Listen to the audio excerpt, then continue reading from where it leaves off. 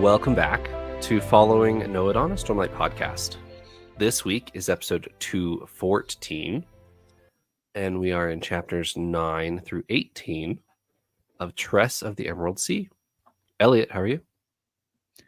I'm doing great. We were, just before we hit record, we're admiring some of the artwork in this book. And that was one of the things I was really looking forward to in these secret projects is they're not just books, but they're also this partnership with these artists. And I was particularly looking forward to this one with Howard Lyon. His art really impressed me when we got to see it at Dragonsteel a couple of years ago. So it has not disappointed so far.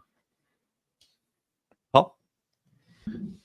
Yeah, as Eliot mentioned, admiring the artwork. I just, probably less than 2 minutes before we started recording, I just got to go look at the artwork for the first time myself. Because I'm an audiobook listener, and so I just, I've skimmed to make sure I don't see anything too far ahead, but got to see some of the art, and it's beautiful. And it's beautiful because there's some really pretty and cool scenes, and those are the scenes I'm excited to talk to y'all about. So I'm looking forward to this episode a lot. We do have quite a bit to talk about this episode, so let's roll intro and discuss part 2 and into part 3 of Tress of the Emerald Sea.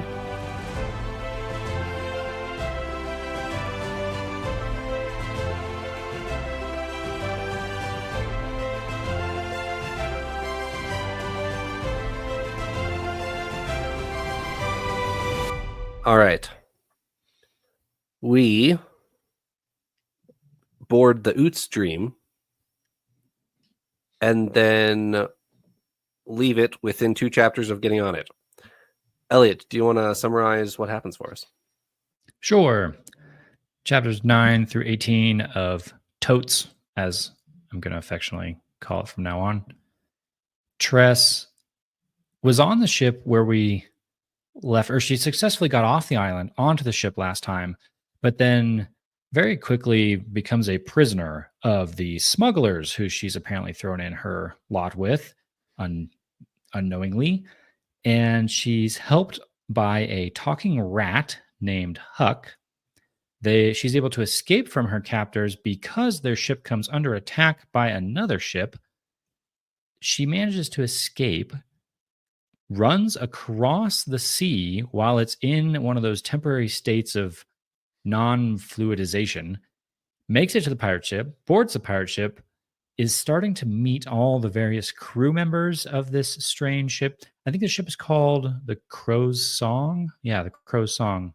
Mm-hmm. And the captain of the ship, I think's name is Crow, Captain Crow, and she's not a very nice person, but some of her crew members seem to be. So not Hoyd. Well, Hoyd is there actually as the cabin boy, and Tress is making some friends and trying to figure some things out. Bumps into some people who seem to maybe know some wider Cosmere stuff, and then discovers that some of the pirates are apparently causing them to sink and kill other ships on purpose, where most of the crew think they're just there to collect booty, I guess, since they're pirates. Yeah, I think that was it. Sounds good. Let's start with the attack on the Ute's Dream. It goes for several chapters, maybe 4. And we learn several different things very quickly in these 4 chapters. Hoyd very excitedly gets to describe marine warfare on the Spore Seas. And though in Hoyd's words, they could have used boring metal cannonballs, but instead they used ceramic explosive cannonballs that throw water at the enemy ship, which, depending on which sea you're on, does different things to the other ship. So that's pretty cool. The sprouter of the Ute's Dream comes down and uses rose spores to fill the hole. Who saw it? Paul, did you see it? Rose spores? Yeah. Did you catch it? Is it actually a rose, or is this a different flower? That's the color that it's being described as. That they're rose spores, like the emerald spores, like they're little sand. But Gotcha. come on, you've seen. I must have missed it then. Oh man, you Eliot missed did something not. big, man. The sprouter comes down and he uses. Tress even talks about it, or somebody does at some point. Rosite.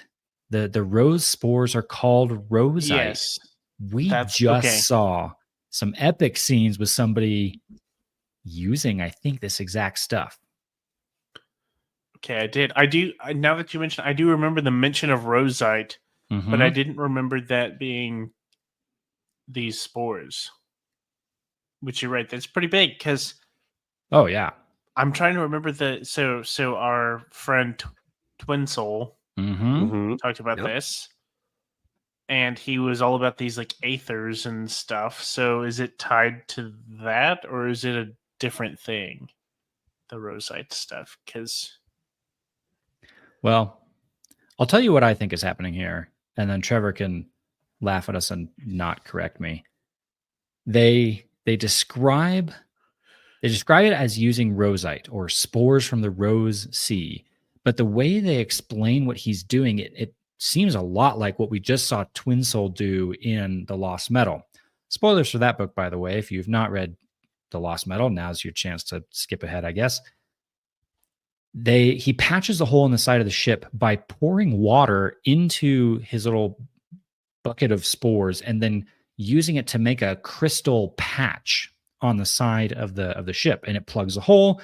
The emerald sea spores stop pouring in, which is a good thing because Tress is very worried that she's about to get enveloped by emerald spores.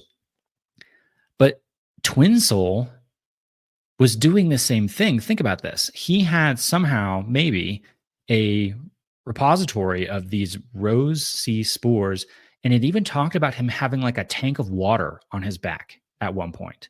He had a tank of water with him. He did. You're right. And so now we can put a couple things together. If he's got some kind of system where he can dispense these spores in very controlled manners and add water to them and then somehow control that growth, similar to the sprouter who just patched the hole on the side, he can build things with rose ether spores, apparently. So it's mentioned a little bit later. The term ether spores is mentioned, where it's mentioned along with the sapphire spores, I believe, which we'll read about here in a little bit. But the term ether is dropped there. So Paul, you drawing the comparison to Twin Soul is even more relevant now because Twin Soul's got his ether buddy, that Silajana, that runs around with him. Yeah, what's going on? So last episode I was giving my predictions. Now I'm definitely starting to think those might not be exactly right, and we might be learning something. Maybe we'll learn more about these ethers. I know when it talks about Twin Soul, it references him as like from some kingdom with like 11 lords of the ethers or something like that. Let me look it up. Hold on. It has some reference like that, and I'm like, this is kind of a kingdom-y type setting, all the princesses and princes and kings and such. Is this the place he was talking about? Because in my head, it could be. The title you're thinking of is Grand Etherbound of the 12 Kingdoms. Of the 12 Kingdoms. I don't know how many kingdoms exactly are here, but I would say that a lot of these places we're seeing or people we're hearing from are from kingdoms, I would say. But that's also fairly vague. That could be a lot of stories. His other title is also Raj of the Coriander Court. And that one had me fascinated when we read that. 12 Kingdoms. Okay, that didn't mean anything to me at the time, but Coriander Court had me intrigued. That's true. And I don't know how many kingdoms are on this planet, but I do know how many moons are on this planet. Which are? There are 12, or so we've been told. Yeah.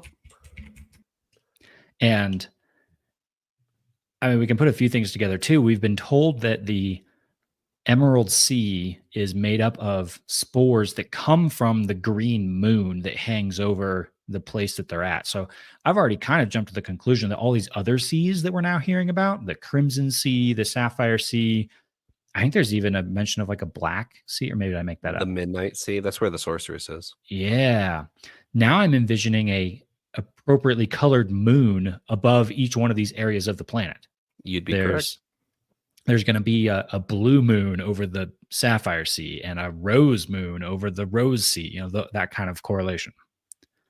Hoyd mentions the 12 stationary orbit moons that encompass the planet. And actually, that's part of the Kickstarter. There it is. Kickstarter art is there's a planet with a bunch of colored moons circling it. And while we're talking about Twin Soul, I want to dwell on that for just a second, because it feels like we just got a link, I think, for what magic he's using. But the more I thought about it, the more wild what Twin Soul is doing is. Like, think about the crazy uncontrolled nature of what we see in these chapters. They shoot water at each other so that these incredibly huge vines go shooting up into the sky. And when one speck of sapphire spore touches the sweat on Tress's face, her entire like face blows off.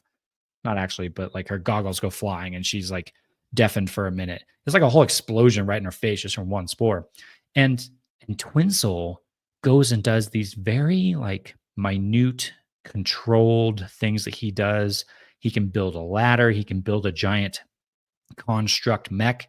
There's even a scene, I don't know if you remember this.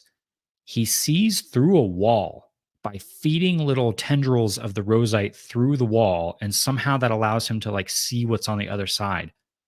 His level of control or ability with this stuff is like 10 times beyond the sprouter who just patches the hole with a glob of it against the side of the ship. I think we might know what he's using. I think we have no clue how he's doing that. This is super intriguing to me. First of all, so I think of all the planets that we've looked at on not on Roshar, in the Cosmere, this has quickly become the one I want to go to the least. I think visually it might be one of the most stunning, might be the most beautiful to view, but might be the scariest to be at, because Tress mentions one bead of sweat could essentially just kill her if these spores are around. You know, she's like, and they use the spores, but also the spores are what's gonna like kill you. It's super, super daunting, super scary. You have to be really meticulous and careful all the time. So that's not for me. But talking about this, I did not think this was the conversation we're going to be having. I definitely missed this detail, and this opens up so much stuff of like, this might, given the limited information we have right now, this could be the coolest magic system in my opinion, if that is really what we're looking at. If we're looking at coriander, also as a side note, we talked about salt last time. Is there going to be like seasonings? Is our magic system like a chef, you know? Coriander, I don't know if it's like, that's like celery seeds or whatever, right? Is what coriander is. I don't know. I'm pretty sure that's what it is, but it does spend a whole chapter at the beginning talking about how Tress goes and like scrounges spices and stuff to put in her little pies that she bakes at the beginning. Is she magic using as she's putting her spices in her little pies? Could be that the ingredients, the spices you put in food. Mm-hmm. Oh. Think of if you get a well-crafted, seasoned dish from Tress fed to Lift in Stormlight. Oh, dear. Come on. Oh, wow. Come on now. You get some good salt and pepper and coriander on there, and then she eats that. She's gonna be flying in a big mech suit or whatever, a big golem suit, granite rosite suit or something. It's gonna be some crazy stuff. I know we talked about this a little bit last episode, but it didn't really occur to me that salt is like on the periodic table, Mm-hmm. right? Just That like was my silver first is. thought. Yeah. So now I'm wondering if It's salt, like as an element, is also. I just never really considered that and made that comparison that salt and silver are both is like elements. yeah, I was gonna say it's because of that, it made me for a brief moment think of our metals from Mistborn, but I quickly dismissed that because on the periodic table of elements, it's just like these are naturally occurring elements is essentially like what's on there, right? Like it's not made up of other stuff. Like it's like a base element. I'm probably still wrong about something there, science related, but that's my general understanding. Um, Wait, I don't think coriander would not be on the periodic table of elements, no, though. I'm lying. Salt's not on the periodic table. Salt is like Well, so NaCl. sodium Yeah. is, Yeah. yeah. But salt's also weird when you start talking chemistry, because when you start getting into chemistry, salt is actually like a category of things. There are lots of things that are salts, Oh, whereas like you're table right. salt is what you and I think of when we say salt, which is sodium chloride. Okay, you commenters Okay, who I was corrected me wrong. down in the comments that salt is not on the periodic table, don't go delete your comment because it helps it recommend it to other people. So don't go delete it. Just I know I'm right. Okay. Talking about coriander real quick. You know how crayons have like 112 colors in a box and they all have like crazy names on them? Could coriander be like one of the C's? Could coriander be a color instead of like a Maybe spice? I could see that for sure. coriander. Well, we have to do a quick Google search here. Coriander is like the seeds just of did like a second ago. parsley or something. It's the seeds of celery. No, wait, sorry. Cilantro. Yeah, there you go. So like I would think of green when I think Okay. of coriander, which Yeah. we're already in the green. See, The seeds themselves are like a brown, like a sawdusty, brown. a little darker than that. Okay. But the celery, sorry, cilantro obviously is green. So Um, I'm wondering if the coriander court could be a location on the planet as opposed Mhm. to like Yep. we're referring to a color as opposed to a spice. But yeah. maybe that's a stretch. Could be. All right, we have a rat. Who had talking rats on their bingo board for something in the Cosmere? Oh no. Okay. This is actually what I want to talk about the most. Can we talk about this for a little bit? Can we, Trevor? Last week you referred to me as ambitious with my predictions. Okay. Can we all just be a little ambitious here for a second? Okay. Okay. Huck is our rat friend, and he can talk. And Tress is like, "Why can you talk?" And he's like, he doesn't say this exactly, but he's Don't worry like, about it. a lot of people ask that. Don't worry about it. I don't want, like, someone else asked that, and I didn't want to share or whatever. Maybe one day. We don't have time for it now.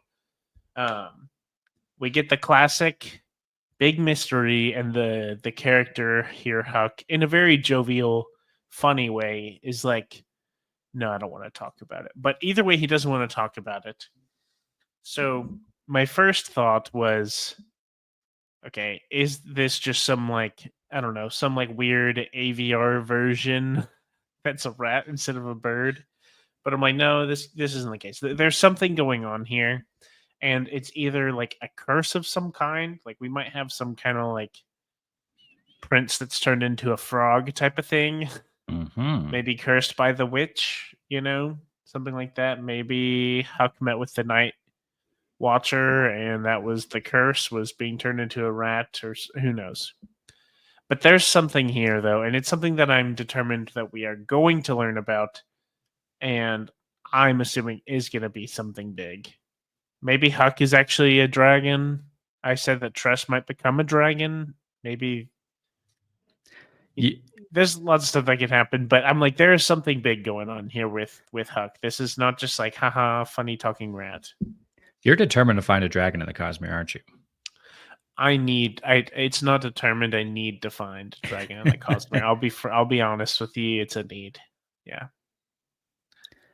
we've had enough mentions and hints from the epigraphs that I think Huck has to be a dragon. There's not many other options. I think I can't get over the fact that we're almost headed. I say almost because we're not actually, but we're almost headed towards Disney princess territory. That think about it. Every single one of the Disney princesses talks to animals. Everyone. Name me a Disney princess who doesn't talk to animals. I can't think of any. And so here we had our whimsical, silly Disney princess. And sure enough, by chapter, 9, she's chatting up the nearest animal. Ooh, Trevor's determined to find a Disney princess who doesn't talk to animals now. Saying about Elsa, I guess maybe she talks to the Nope. reindeer because I'm gonna catch you on a of the technicality. lizard. Belle.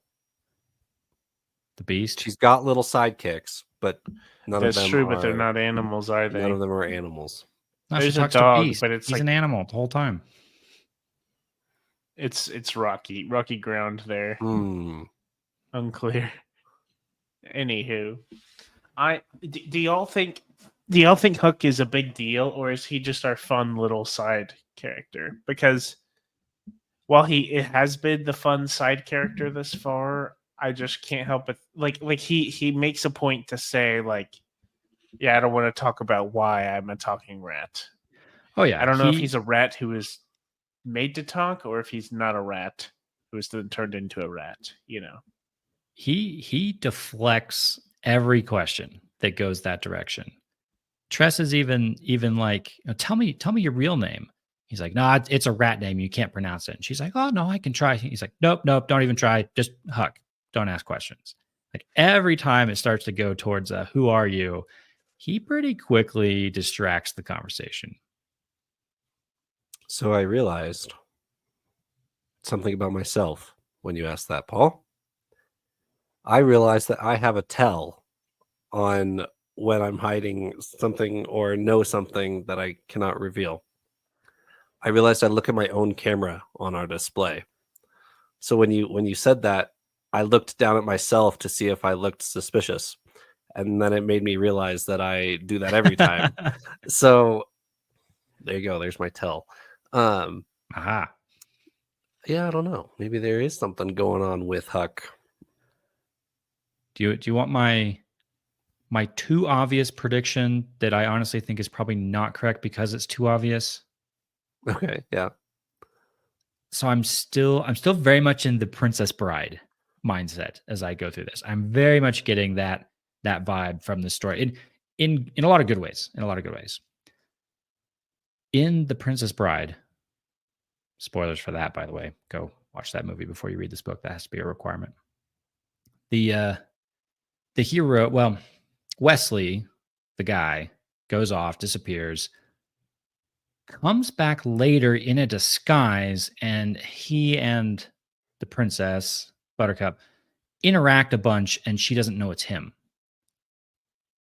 We'd be very much in that mold if this is Charlie as Huck the rat, and that he's been cursed by the sorceress or whatever, and somehow this is him. And for some reason, he's not revealing who he is, maybe just to watch her. It's been like over a year, right? Since he left, I think. Yes. So his voyage around different princess or different kingdoms takes over a year. And then it takes her a couple months once the Duke returns to set out. So we're like 18 months since she's seen him. So similar to Princess Bride, is this the, hey, I want to see how you've changed before I revealed that I'm actually your true love that you're off trying to save? It feels too obvious to be true. But I've got to get it out there so that I can reference back to this soundbite and say, I told you so, if it's true. Is he right, Paul? I mean, it's awfully convincing. I think the biggest argument that Eliot that goes towards that is, okay, that's a direct comparison to The Princess Bride, which we know this book is modeled after. the question for me is this book going to go crazy and do some ridiculous stuff? Or maybe for respect of the original story or things like that, is this going to remain more calm and be a fun, similar story? You know, if that's the case, if this remains more tame, then yes, I think this is Charlie. I think it's going to be very funny because we're going to have the scenes where Charlie or Wesley from Princess Bride bests all these other characters, but he's a little rat. It would be pretty funny. Um, so I could see that happening. I'm hoping for something crazy because I guess I'm hoping that Brandon would go a little spicier with it than just the more like super direct comparison. But if he does, I fully get it. Like that's my understanding of what he set out to do was to rewrite the Princess Bride in a new fantasy setting with a twist, with a plot change. So we need to acknowledge the Hoyd in the room. She gets on the Crow's song, and the first person she recognizes after convincing Captain Crow not to throw her overboard is Hoyd. And Hoyd tells the listener of the story, whoever that is is indeed him. He had a run-in with the sorceress who took away his 5 senses. And then, like a chapter later, clarifies those 5 senses. And it's not, hearing, taste, smell, feel, etc. Man, I should have written this down. It's like... I remember this, and I can't name all the senses to you as well, but one of which is wit. Yes. I remember that. And it's like sense of self, sense of humor, sense of something like that. Yeah. And a sense of self is one. So might have even been like sense of decency or something like that.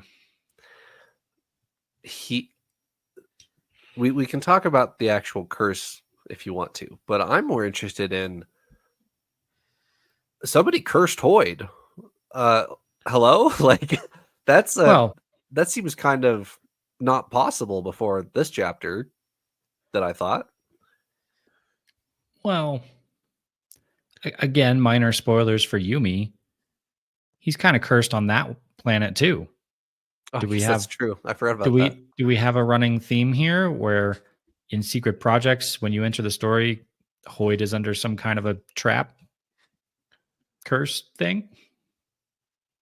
That's a good point. I was thinking back to, I guess, spoilers for the end of Rhythm of War, but I was thinking towards the end of Rhythm of War when Hoyd loses memories and I assume breaths and things like that.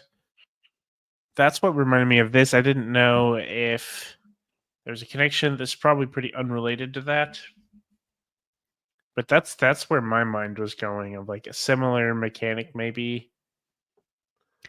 I'm still kind of running with this. The story it seems very lighthearted and rather silly.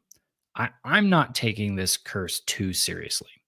It almost seems like one of those things where Hoyd and the sorceress are actually friends and she's played a joke on him. Like that's the kind of takeaway I'm getting, is that it almost doesn't seem aggressive and is more of a practical joke almost. Sure. We do, not to beat a dead horse once again, we do know that Hoyd is the one character that seems to be friends with dragons. So is our sorceress the dragon? Is Hoyd a dragon? Paul, you will not be disappointed in this book, I promise. Oh, man.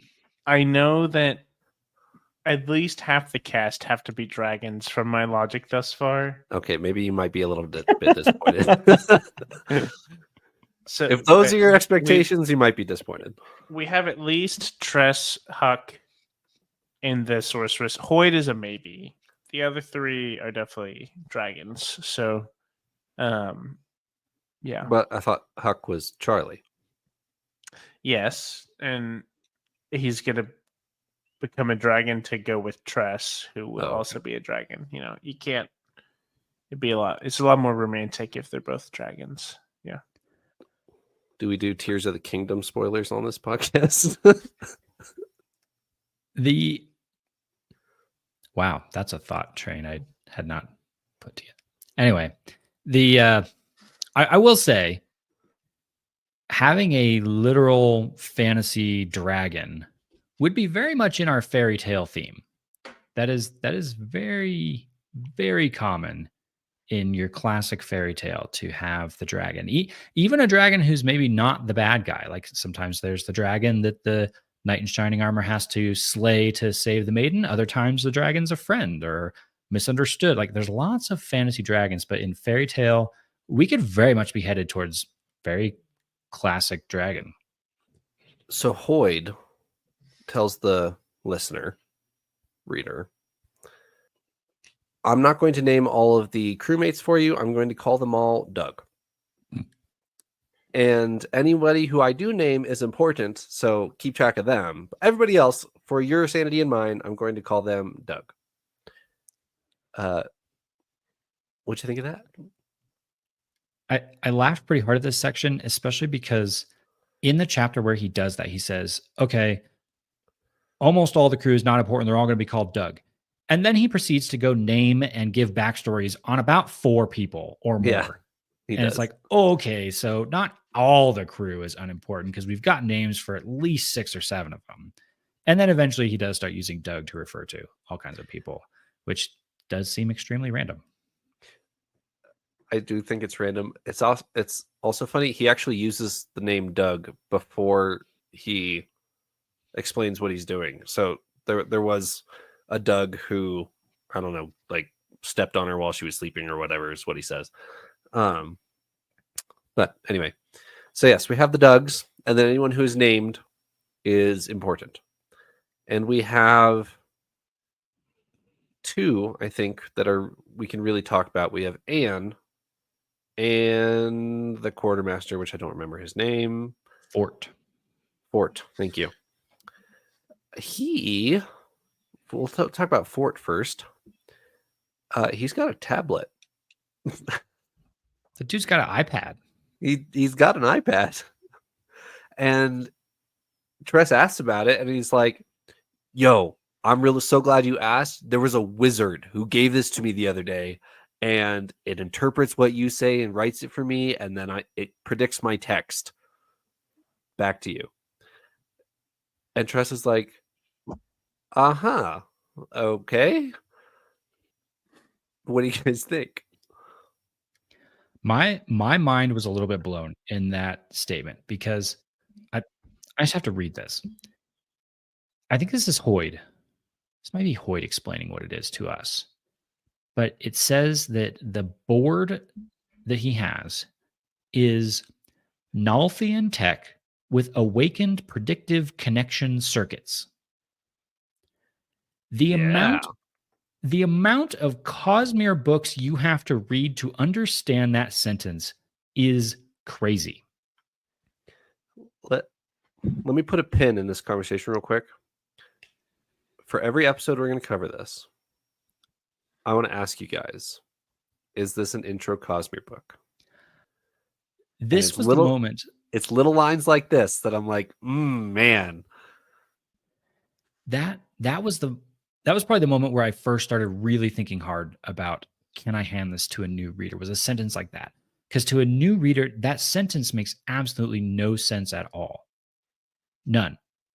Like you're seeing capitalized connection, capitalized awakened for the first time ever. I'm guessing none of that's going to get explained in this book. So this sentence is just going to fly right over your head. Maybe that's fine though. maybe that's fine. But when you break down that sentence and you're like, okay, Nalthis, awakening, connection, circuits, and like tech, like you almost need Yumi to be like thinking about that. The amount of, I don't know, it's like 13 Cosmere books you have to read to parse out that sentence and what it means to the Cosmere. I will actually say, so I think we might underestimate a little bit of what it might be like to read this book without Cosmere knowledge.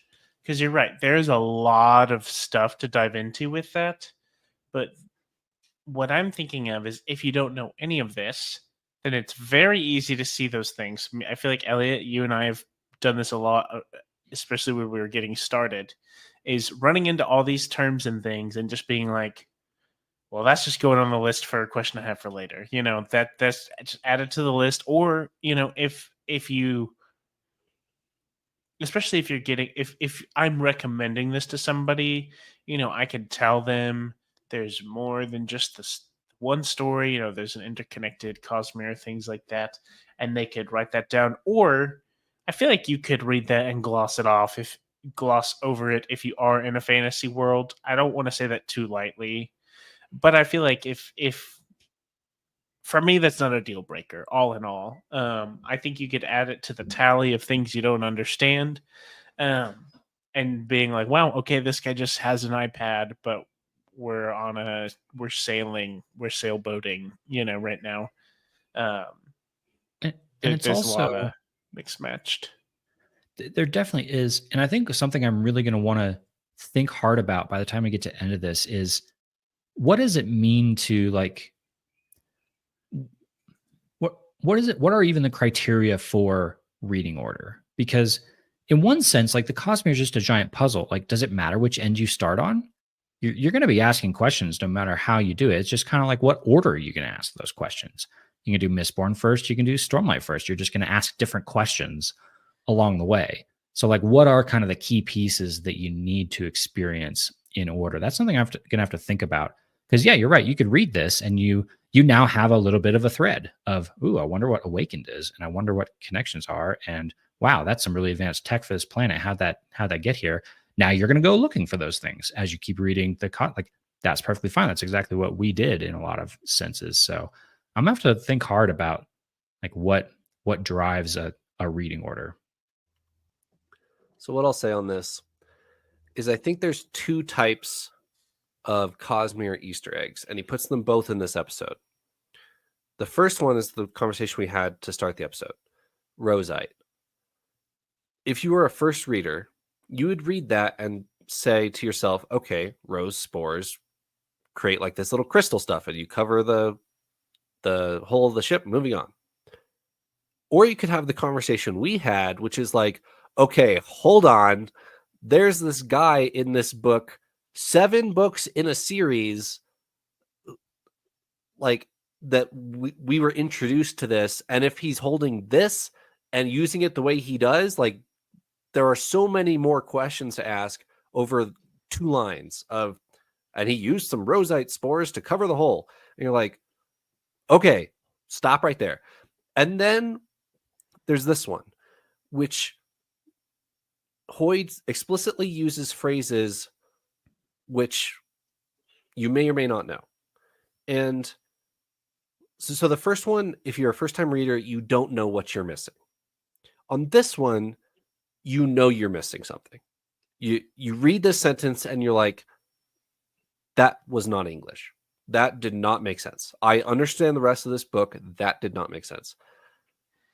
So, yes, Eliot, what you're talking about is an interesting question, because like awakened Nalthian tech that uses connection with circuits, like what is that a problem to have as a first-time reader?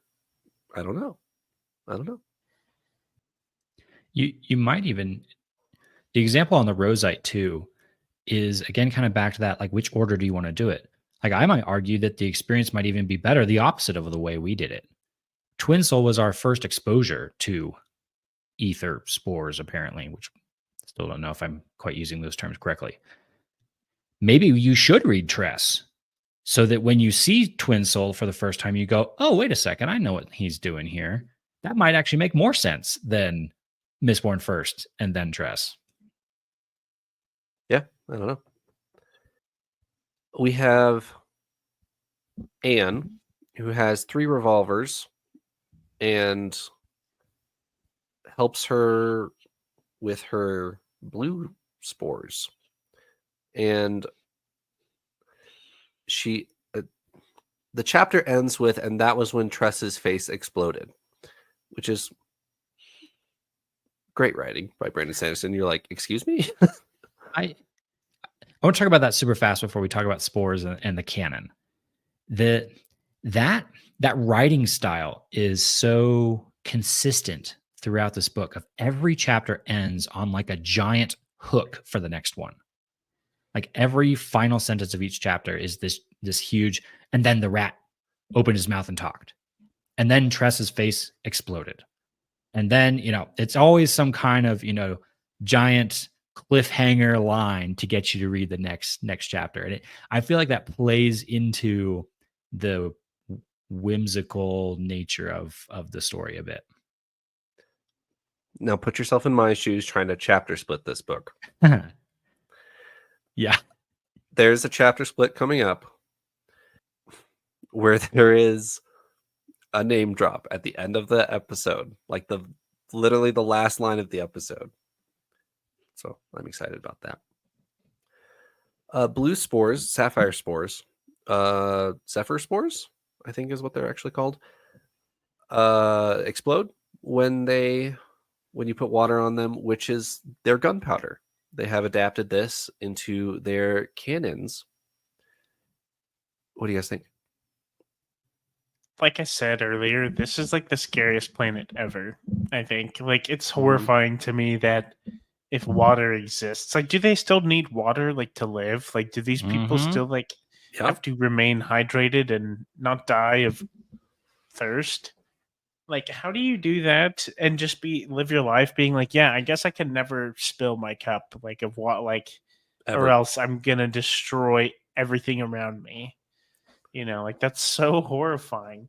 So it seems a bit interesting. So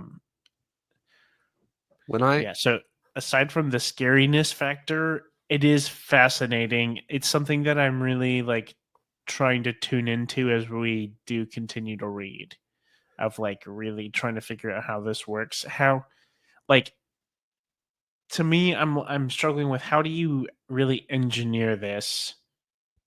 Is there like, if you looked at a spore under a microscope, could you see like how it would sprout or things like that? Like, I feel like I actually have a lot of science questions related to this. I think, how do you engineer that? Is this like a similar way of how you might engineer like how people engineer like explosives and fireworks? I don't know. Also, the different spores do different things when they react with water, so I don't fully know what to think about it. Like I said, I need to learn a lot more on this. Just as a side note, Tress being like so quiet and genuine and like normal in the middle of like this literally explosive planet that she's living on. When I first read about Zephyr spores last year at some point, I thought, okay, Brandon Sanderson, show me a maritime battle on the Zephyr Sea. I need to see it. I want to see a full-on like 10 ship v 10 ship, like you're sailing on gunpowder. Show me that battle. I want to see it. That'd be awesome. Explosive would not even do that scene justice. But not to go overboard on Zephyr spores, but if you're shooting one of those ceramic water cannonballs at a Zephyr Sea, it would like launch excess water like over again. Like it would be like a chain reaction. It would be like skipping stones. It'd be, my brain goes so many places. But anyway, this is a very odd planet that we are sailing on. I have a feeling it might even be about to get odder because we've got a bit of a pattern going. So we've got colors. We've seen a couple so far: green, rose, which I'm assuming is like red, maybe green, red, blue. We got a lot of colors to go. We've been told there's 12 moons. So if the moons really do correspond to the seas, maybe we've seen 3 spores out of 12. Yeah. What do the rest of them do? I actually started trying to think through this.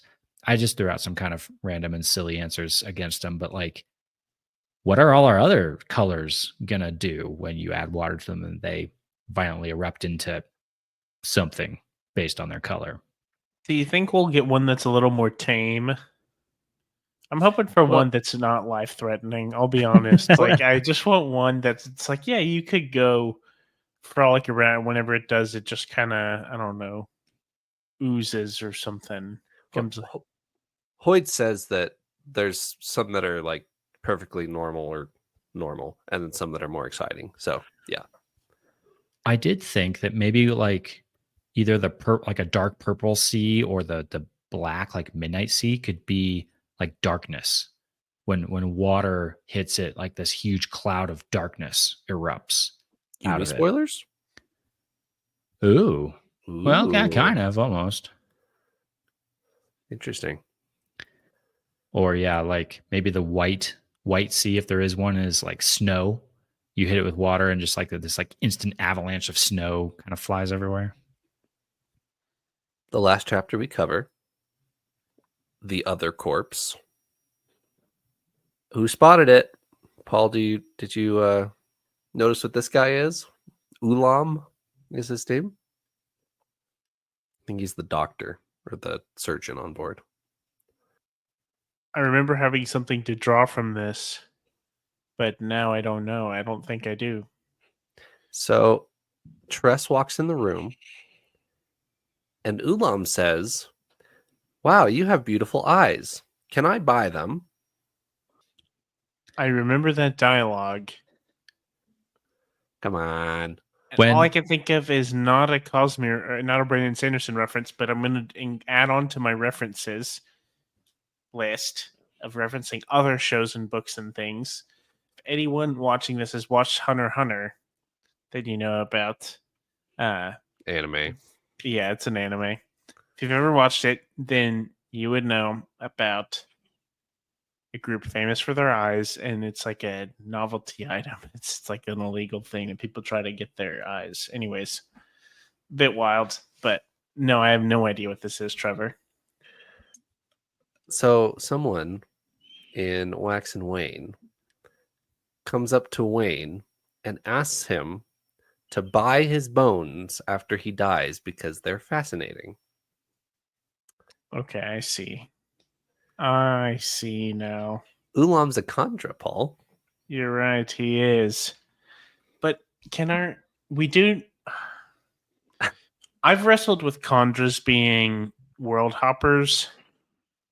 That's probably why it didn't click. I've wrestled with that because I think allegedly we know that there might be one on Roshar. I feel like that came up at some point. Waldo, yes. Yes, Waldo on Roshar. But I don't know how or who or where. And same here. I guess we know who. I guess it's Ulam, but why and how?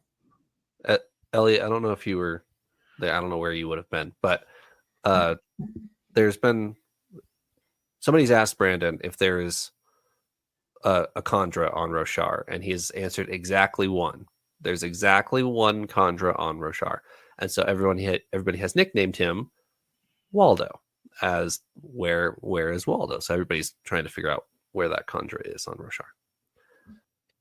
So I actually hold on, Paul, to answer your question about timeline.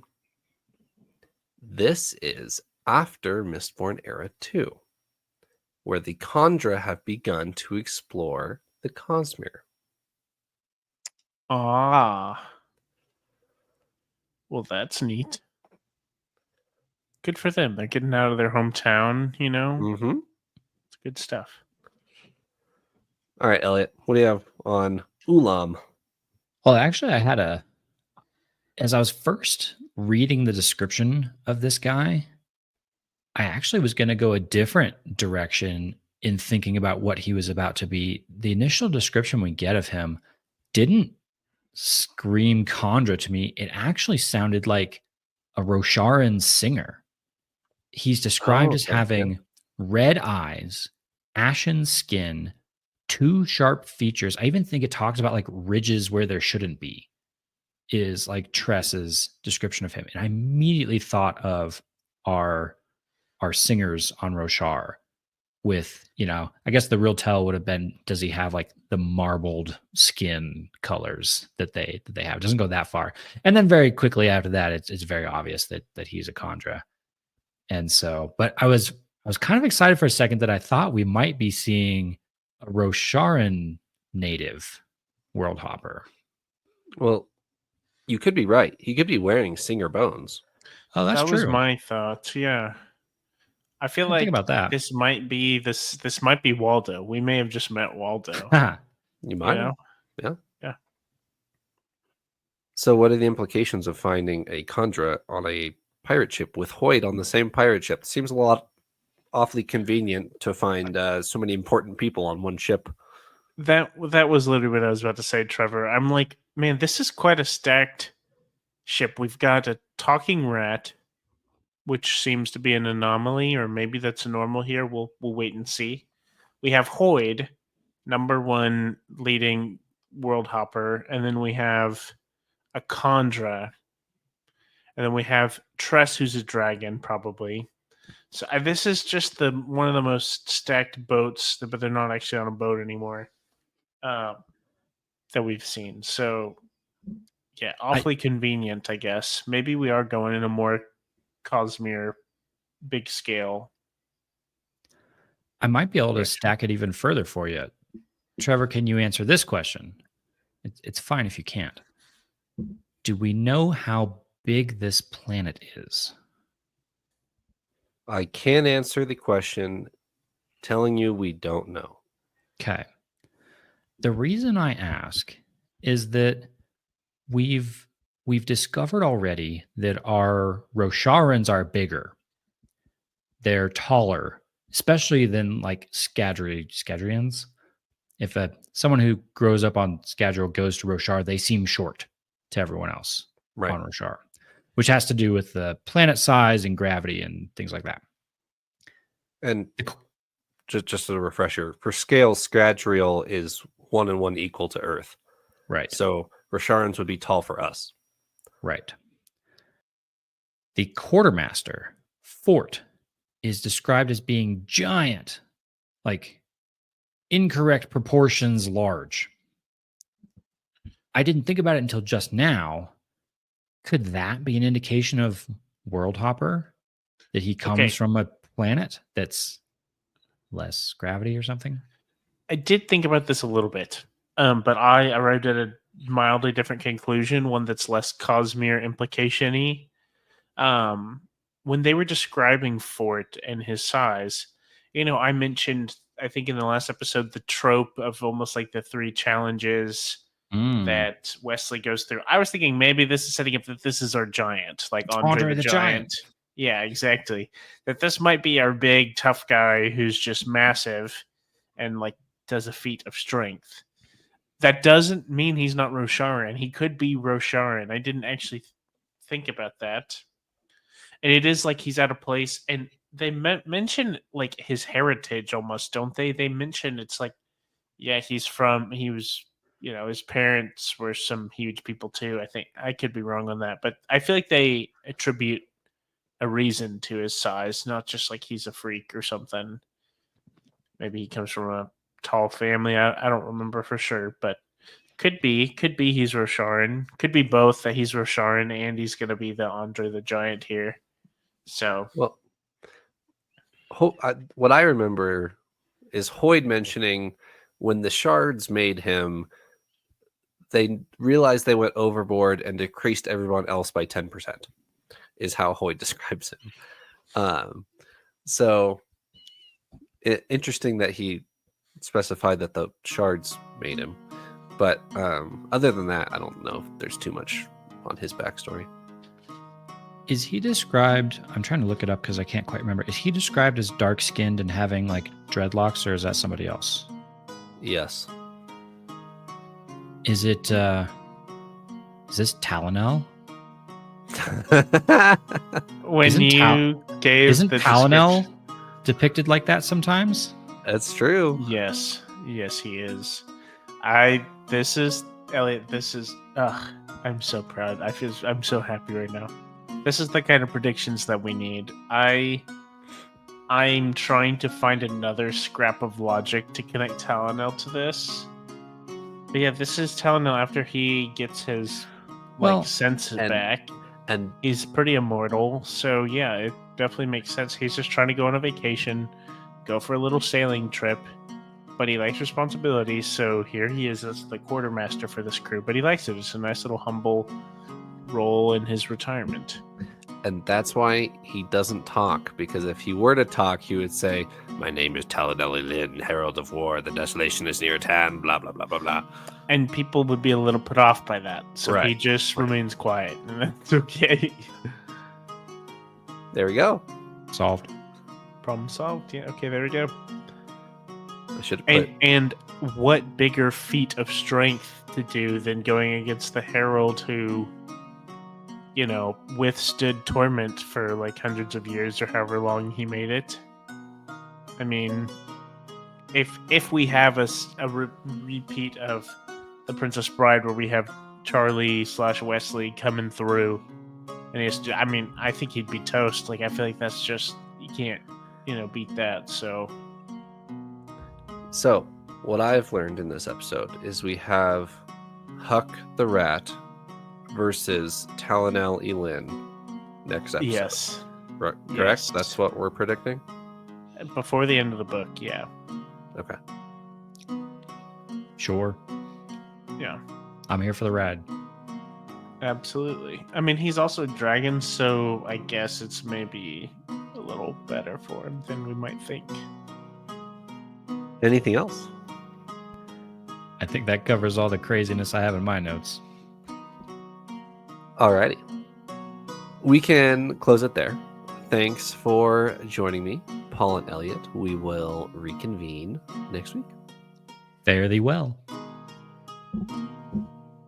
Toodles. I think I haven't used that one in a while, so I think you have quite recently, actually.